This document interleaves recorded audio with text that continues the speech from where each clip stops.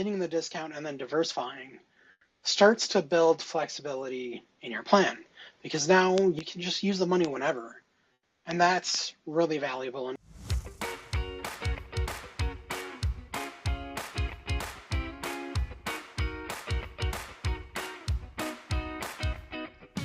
Moving on to employee stock purchase plans.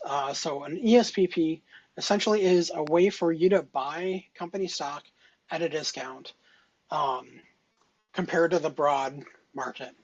Now, it may seem kind of odd that I even include this, just because it's not available to everyone. Not all employers offer employee stock purchase plans.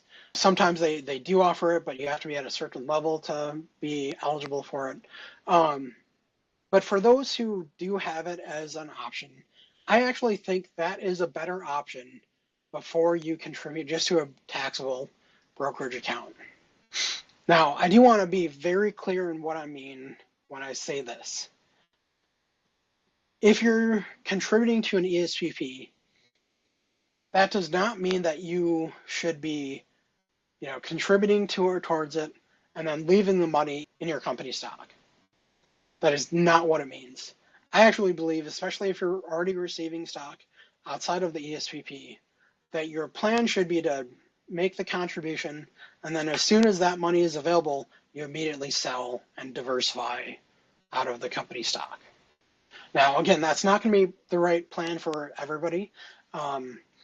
It may not even be the right plan for most people, but if you already have some exposure to your company stock,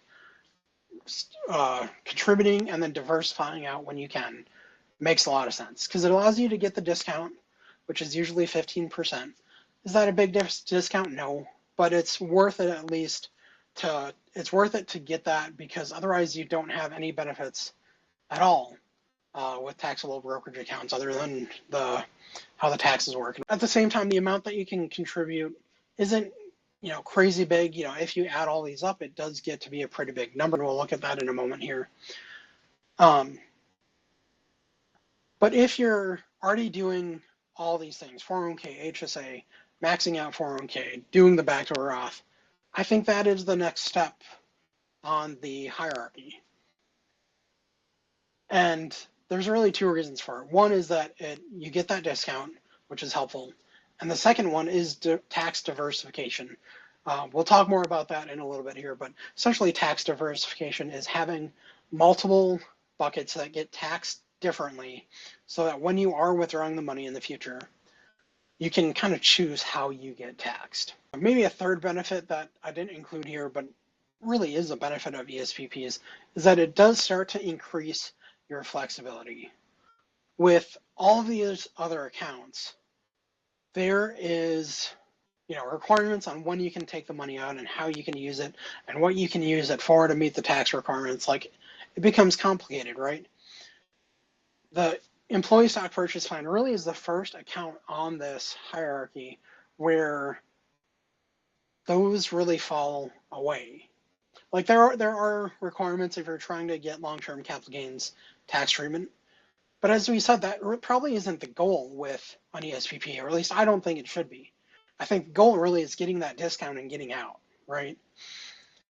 And doing that, getting the discount and then diversifying, starts to build flexibility in your plan, because now you don't have to worry about, being in it for 5 years. You don't have to worry about being 59 and a half or 55. You can just use the money whenever. And that's really valuable. And thanks for watching. If you found this video helpful, please like, subscribe, and drop a comment below with any questions or topics that you would like to see covered. Financial planning is all about creating the life you want. Let's build it together.